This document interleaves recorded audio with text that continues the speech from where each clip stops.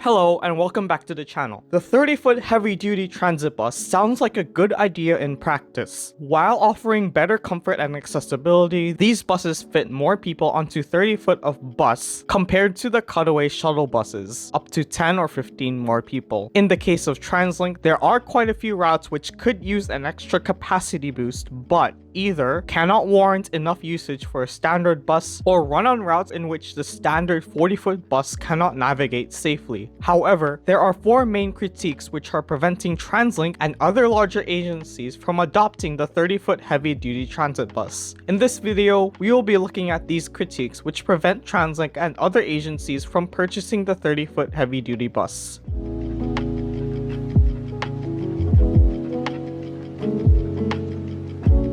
There are really three definitions that we need to know for this video. First, you have your standard 40-foot bus. Seats around 35 and another 35 standing for a total of 70 passengers. In contrast, a 30-foot heavy-duty bus takes all the benefits of a standard 40-foot bus such as ride quality and accessibility and compresses it into 30 feet. While providing a considerable difference compared to a 40-foot bus, the total capacity is lowered, 24 seated and another 10 or 15 standing for a total of 35 to 40 passengers. This is to allow a full-sized bus to operate in areas which may receive a bit of ridership but not nearly enough to justify using a standard bus, or the roads may be a bit tight for a standard 40 bus to operate. Then you have a cost-effective solution to that, the Cutaway bus. These are buses built on truck chassis. At 28-ish feet long, they fit up to 24 people and can be of either low floor or high floor variety.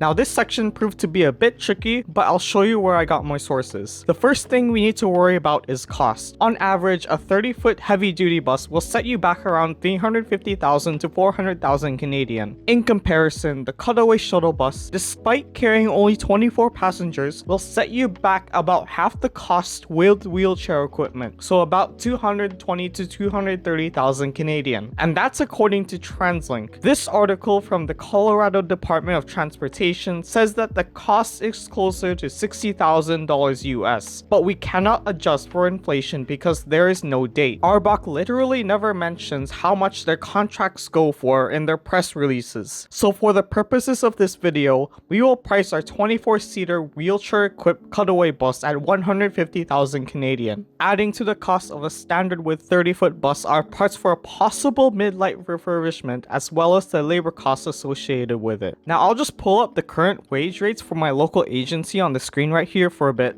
It looks to be about $35 for a standard bus driver and $29 an hour for a Cutaway bus driver. This will be important for later on in the video, so just a heads up. Doing a bit of graphing on Desmos, we compare a once hourly 30-foot bus service and a twice hourly Cutaway bus service. We can see that the costs break even after about 4,500 hours, and that's just based on initial costs and driver wages alone. Again, this is really rough, so if you know the actual price of a community shuttle bus, leave it in the comments. For fuel economy, we take the data from the US Federal Bus Testing site at Altoona. According to them, a 30-foot heavy-duty bus uses about 6 miles per gallon, while a Cutaway bus will get you around 9 to 10 miles per gallon. Now this really depends on the characteristics of the route and driving. Off the bat, you do get better fuel economy on a Cutaway bus compared to a 30-foot heavy-duty bus. But things get tricky when you start talking about replacing a 40-foot bus with 2 Cutaway buses.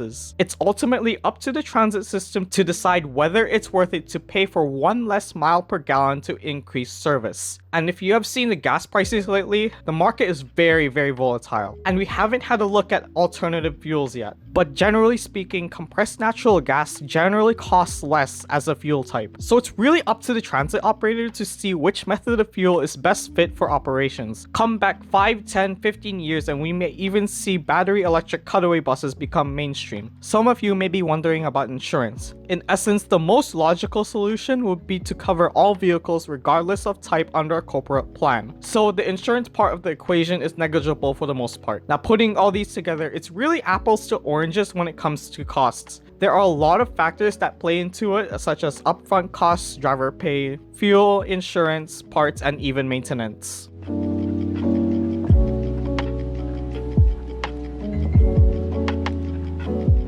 Now let's talk about parts. At the time of posting, neither New Flyer or Nova have options for a heavy-duty 30-foot bus. Well, New Flyer used to. 35-foot options do exist, but the reasons to buy a 35-foot bus seem very limited compared to a 30-foot bus, which does offer a considerable difference compared to a 40-foot bus, which we are focusing on in this topic. In any case, the current 30-foot options for the most part are Eldorado and Vicinity motor. There is also the Alexander Dennis Enviro 200, which was formerly the New Flyer Midi, but I have not heard of many orders fulfilled in North America since 2019. If you are from the States, you also have Gillig. As a parts manager and mechanic, you want to streamline your parts to make it easy and cost-effective on maintenance. This mainly applies to heavy-duty transit buses. For cutaway buses, there is a very large aftermarket network, as most chassis are made by reputable truck manufacturers, Ford, Chevrolet, and GM to name a few. You can also say that Gillig's presence in the 30-foot market has driven up demand in the States compared to Canada, where there aren't many options thanks to the aftermarket network. If either New Flyer or Nova steps in and participates in the market for 30-foot heavy-duty buses, there could be an incentive for larger agencies to purchase smaller buses for routes with lower ridership but high enough to justify using something with higher capacity than a cutaway bus. To sum up, for parts,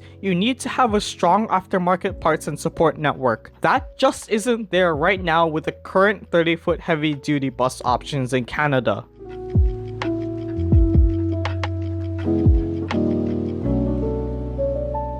We can probably agree that ridership between cutaway buses and standard 40-foot buses is sort of a gray area. At these lower frequencies, it generally looks better to focus on providing a higher frequency to provide a more reliable service. That said, I also feel like the need for 30-foot heavy-duty buses gets very specific. Again, we turn to Metro Vancouver for examples. Routes using cutaway buses could use a slight capacity increase during peak hours, such as the 187 in Coquitlam, which has to deal with West Coast Express crowds. Then there are a few routes in the south of Fraser area using standard 40-foot buses, which I personally think should downgrade to a twice or thrice hourly cutaway bus service during the off-peak hours. And that requires complex levels of coordination and deadhead because these routes do not necessarily run in the same area.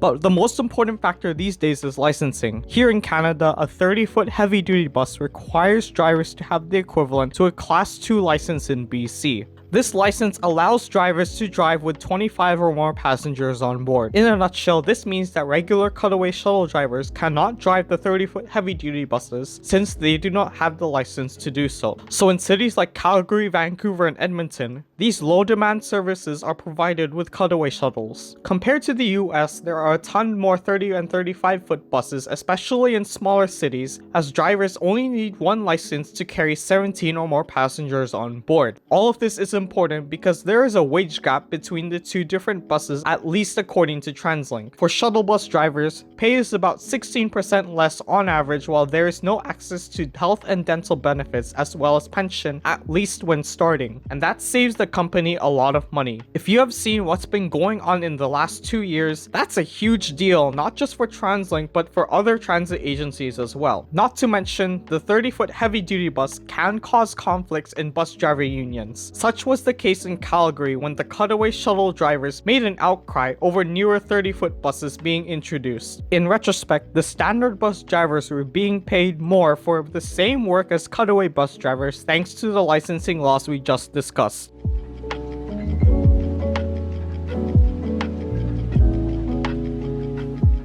In this case study, it's been determined that licensing and parts are the strongest factors in determining whether or not to use 30-foot heavy-duty buses or cutaway buses. Planning comes in third, as it's really dependent on the city and characteristics of the routes, while costs, though very important, are also dependent on multiple factors. So in this pattern, we see things that affect all transit agencies equally and then gradually shift to things that really depend on the nature of the system in question. And that will be it for this video. Please consider subscribing to the channel for more transit content every week. Do you know of any other factors that may influence cutaway buses versus 30-footers? Leave it in the comments. Anyways, thanks for watching and I'll see you in the next one.